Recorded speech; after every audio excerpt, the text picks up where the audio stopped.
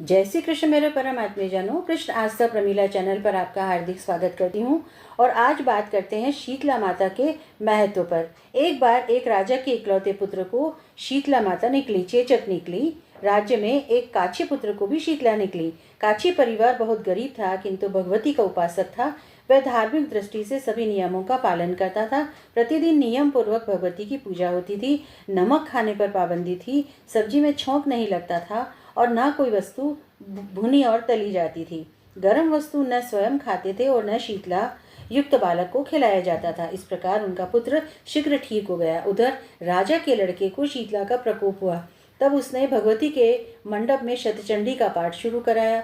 रोज हवन बलिदान होते थे। राजपुरोहित भी सदा भगवती के पूजन में निमग्न रहते थे। राजमहल में रोज कढ़ाई चढ़ती थी और विविध प्रकार के गर्म स्वादिष्ट पकवान बनाए जाते थे। इसका परिणाम ये होता था कि उन लजीज भोजन की गंध से राजकुमार का मन ललचा उठता था।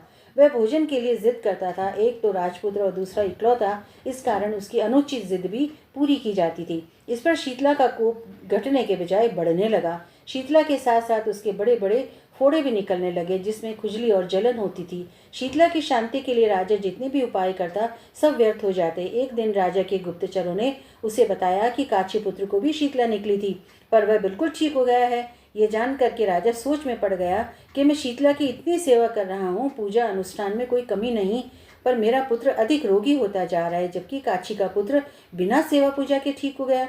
इसी सोच में उसे नींद आ गई। श्वेत वस्त्र धारिणी भगवती ने उसे स्वप्न में दर्शन दे करके कहा कि राजन, मैं तुम्हारी सेवा अर्चना से प्रसन्न हूँ, इसीलिए आज भी तुम्हारा पुत्र जीवित है। इसके ठीक न होने के कारण यह है कि तुमने शीतला के समय पालन करने योग्य नियमों का उल्लंघन किया। तुम्हें ऐसे हाल में नमक का प्रयोग बंद करना चाहिए। नमक से रोगी के फोड़ों में खुजली होती है। घर में सब्जियों में छोंक नहीं लगना चाहिए, क्योंकि इसकी गंध से रोगी का मन उन वस्तुओं को खाने के लिए ललचाता है। रोगी का किसी के पास आना जाना मना है, क्योंकि यह रोग दूसरों को भी होने का भय रहता है। अतः इन नियमों का पालन कर तेरा पुत्र अवश्य ही ठीक होगा। विधि समझा करके देवी अंतर्ध्यान हो गई। प्रातः से ही राजा ने देवी की आज्ञा के अनुसार सभी कार्यों की व्यवस्था कर दी। इससे राजकुमार की सेहत पर अनुकूल प्रभाव पड़ा और वह शीघ्र ही ठीक हो गया।